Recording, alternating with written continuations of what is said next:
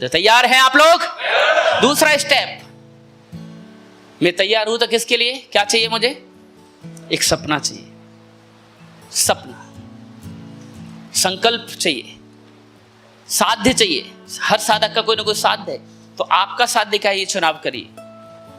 एक dream, desires, dream, determination. हर आदमी की एक इच्छाएं, उन इच्छाओं से कुछ सपने जन्म लेते हैं, और जब वो सपने डिटर्मिनेशन यानी संकल्प में बदल जाते हैं, तब हम कामयाब होते हैं। सपने सबको हैं, लेकिन सपने बड़े देखना है। क्या देखना है? क्या देखना है? बड़े। जो देखोगे वो होने की संभावना है। हिम्मत तो जुटाओ, हिम्मत तो जुटाओ। जितना सोच पाते हैं ना हम, जितनी सोचने की हिम्मत आ जाती है, उतना अचीव करने की ताकत हम सबके अंदर है। ये सिद्धांत है मनोविज्ञान का। बट हिम्मत ही नहीं जुटा पाते, प्रॉब्लम यहां है। तो मुंबई में एक है ना, एक यहां से मुंबई जाने में कितने घंटे लगते? 48 लगते, 24 घंटे, 30 घंटे लगते, 32-35 घंटे लगते हैं। मुंबई जाने में कितने घंटे लगते? 24। कितने घंटे लगते मुंबई जाने में? सुनील सर, मुंबई जाने में कितने घंटे लगते? 2 घंटे। कैसी बात कर रहे हैं आप? अजीब बातें कर रहे हैं। 24 घंटे लगते हैं, आप 2 घंटे। कितने घंटे? मैंने ऐसा तो कुछ नहीं बोला। मैं क्यों बताऊं? मेरी बात समझिए। प्रश्न क्या था? मुंबई जाने में कितने घंटे लगते हैं। लेकिन मैंने ये नहीं कहा था कि ट्रेन से मुंबई जाने में कितने घंटे लगते हैं। लेकिन सबने क्या सोचा? ट्रेन छक छक छक छक छक छक। क्यों? हाँ जी, मन की बात नहीं कर रहा हूं। वो सेकंड भी नहीं लगता, हो तो सेकंड का भी बाप है, वो लगता है नीचे। नैनो, नैनो का नैनो का नैनो। हाँ, ध्यान से समझिए मेरा मन कैसे अपने आप को लिमिट किया हुआ है। मुंबई जाने में कितने घंटे लगते हैं, ये जैसे ही बोला तो सोच में क्या आया? ट्रेन। यदि आप सोचते एरोप्लेन के बारे में तो क्या पैसा देना पड़ता? पर सोचने की हिम्मत भी नहीं आई। क्यों नहीं आई पता है? क्योंकि हम एरोप्लेन में उतना चढ़े नहीं है, न चढ़ते हुए देखा। हमने ट्रेन ही देखा। ट्रेन में सी ऑफ हुए, ट्रेन में सी ऑफ करने आए, ट्रेन में विदाउट टिकट कई बार हल्ले मार दिए, सब हरकत की। तो दिमाग में क्या घुसा हुआ है? ट्रेन। तो एरोप्लेन का सोच आया ही नहीं। ऐसे ही हमारे आजू बाजू हजारों रुपए महीने कमाने वाले लोग हैं आसपास। केवल बाइकों वाले लोगों से हम भिरे हुए हैं। Splendor, passion, Pulsar, Splendor, passion, Pulsar, उन्हीं से घिरे हुए हैं। तो एक दिन आप भी ड्रीम बनाते हैं, मैं भी, मेरी स्प्लेंडर पुरानी हो गई है, 2 साल के अंदर मैं भी पल्सर लूंगा। क्योंकि बाइक वालों से घिरे तो सोच कहां तक जा रही है? बाइक तक। क्या मेरी बात समझ में आ रहा है? बाइक वालों से घिरे हैं तो सोच कहां जा रही है? बोलो कैसी जा रही है सोच? यदि कार वालों के साथ रहोगे तो कार की सोच बनेगी, और एक दिन कार आपके घर के सामने खड़ी होगी। इसलिए सपना देखो तो पहले यहां तो देखो, यहां से देखना शुरू करो, बड़ा देखो। लेकिन कई लोग कहते हैं ये बेकार की बात है। हाँ, सब बड़े बड़े सपने दिखाते हैं। एमएलएम वाले, हर कंपनी वाले ने बड़े बड़े सपने दिखाते हैं। हमें जरूरत नहीं कारोबार की, हमारा जीवन तो ठीक चल रहा है। ठीक नहीं चल रहा है, वो जीवन जीने की हमने आदत लगा ली है। ठीक वीक नहीं है, हमने ऐसा जीवन जीने की आदत लगा ली है। शादी से पहले देखो कैसे चलता था अकेला मस्त, और शादी के बाद आय हाय हाय आदत लगा ली हम। इसमें मजा नहीं आता, आदत लगा लिए। ये देखिए 1 2 3 4 5 6 7 8, एक आइटम यहाँ है 9। आदत लगा ली है। हमारा बजाज कारी कार, कई बार रेड लाइट पर रुकते हैं हम, अपने शहर में, जिस भी शहर से हम आए, और ज़्यादातर जाम कौन लगाता है? कार वाले। कई बार आगे कार, पीछे कार, बाएं कार, दाएं कार, बीच में बाइक वाला फंसता है। आजू बाजू कार देखने के बाद भी कार वालों को उल्टा गाली देगा, लेकिन ये नहीं सोचेगा यार इतनी कार यदि मेरे शहर में तो एक दिन मेरी भी कार आएगी। प्रॉब्लम वहाँ है, कार ही कार। ये आदत लग गई हमें जीवन जीने की, रे आदत लग गई। ये देखिए, अब ये बैठी हुई है, टिकी हुई है। मैं मजाक नहीं उड़ाना चाहता किसी की स्थिति का, ये सारी चीजें हमने देखी हैं। 2002 तक साइकिल थी हमारे पास, पिताजी साइकिल से चलते थे। मजाक नहीं उड़ा रहा, एहसास करा रहा हूं। यदि मेरी स्थिति ऐसी है, वो आज की स्थिति है, इसको स्वीकार मत करिए। बस बोलिए ये आज की स्थिति है, एक दिन इस स्थिति को बदल लूंगा, ये ताकत मेरे अंदर है, तब आप जीतेंगे।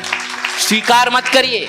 लेकिन प्रॉब्लम ये है, हम भी कंफर्टेबल जोन में आ जाते हैं और हम उसी हिसाब से अपनी पत्नी और परिवार का माहौल, चुप रहा। और हमारी धर्म पत्नियां भी कई बार इतनी सीधी सरल आती हैं, मेरा पति मेरा देवता है, वो जैसे रहेगा वैसे रहूंगी, वो छोटे घर में तो मैं भी, मुझे यूपी रोडवेज की बसों में ढक्का खिलाएगा तो खाऊंगी, जहाँ चलोगे जहाँ जैसे वैसे रह लूँगी, जहाँ बोलोगी कह लूँगी। इतनी सीधी है बेचारी, ये कहीं भी इसे बिठा लो वहीं बैठ जाती है, वहीं बैठ जाती बेचारी।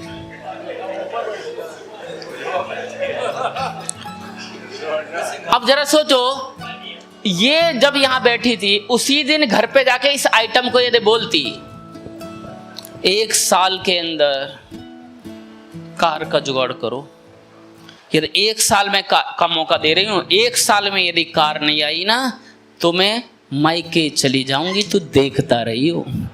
अरे कम से कम धमकाना तो आना चाहिए रे।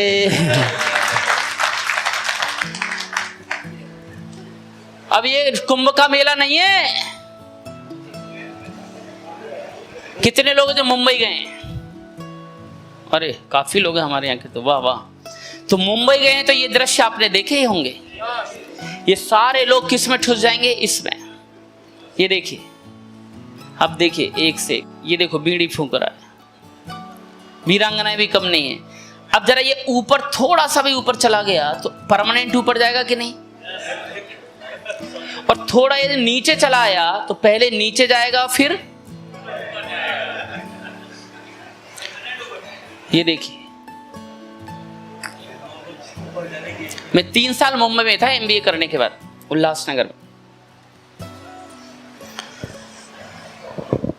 मुंबई गया मैं पहले 95 में, दीदी का, जीजाजी का ट्रांसफर नेवी में थे, तो पहली बार मेट्रो में चढ़ा मैं 95। मैं दावे से कहता हूं, जब पहली बार हम मेट्रो में चढ़ते हैं तो पहली बार में कोई नहीं चढ़ता, माहौल देखता है कैसे चढ़ रहे हैं, क्योंकि कोई हिम्मत ही नहीं होती उस भीड़ में घुसने की।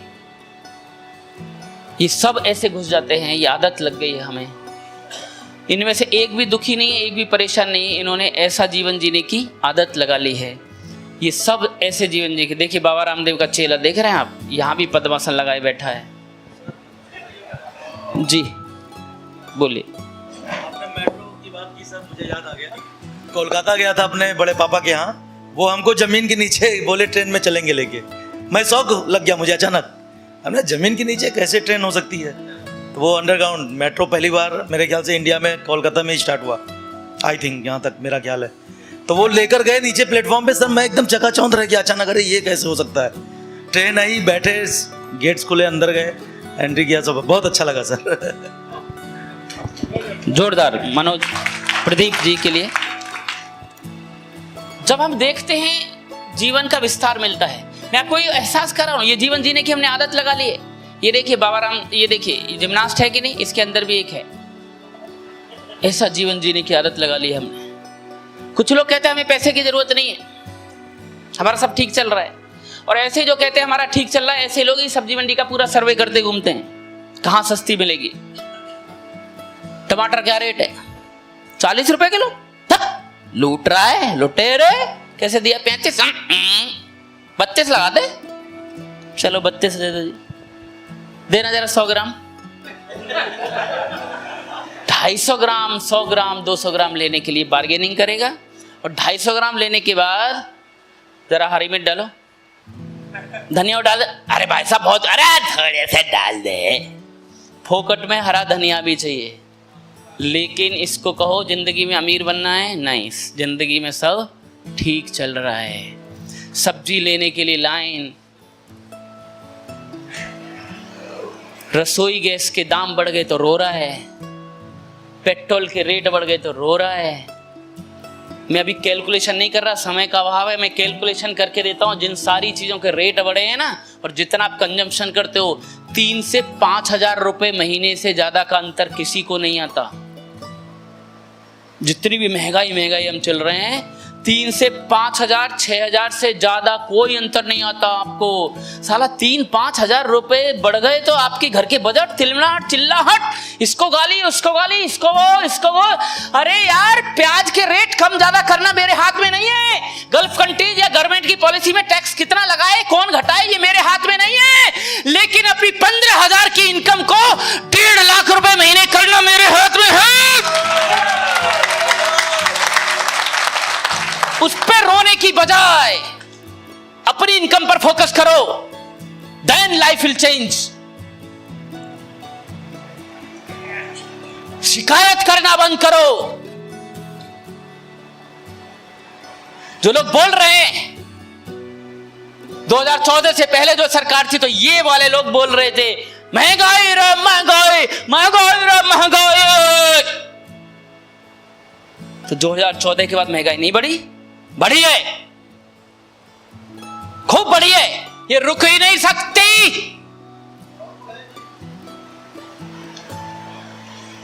पांच पैसे के 4 लेमन जूस खरीदे मैंने। 5 पैसे के 4 आती थी लेमन जूस की, संतरे वाली गोलियां छोटी छोटी। आप में से किसी ने ली होंगी शायद, वो दौर देखा है हमने। हाँ, 2 पैसे वाला नहीं, मैं 5 पैसे वाला हूं। 2 पैसे वाले, बाप रे वाह वाह, कितने अनुभवी लोग। अब जरा सोचो,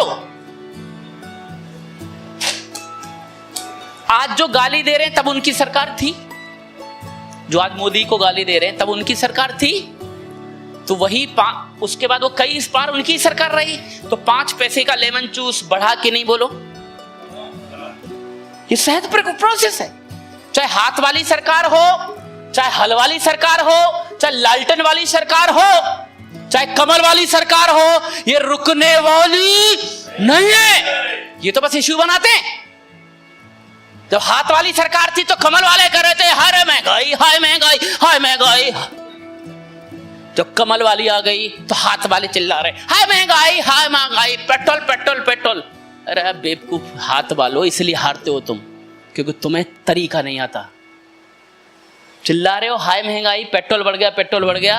कमल वाला साला इतना स्मार्ट है, तुरंत अपनी सरकारों के, राज्य सरकारों के रेट कम कर दिए, टैक्स कम कर दिया। पेट्रोल एक साथ 10 रुपए 8 रुपए सस्ता हो गया उनके राज्यों में, कमल वाले राज्यों में।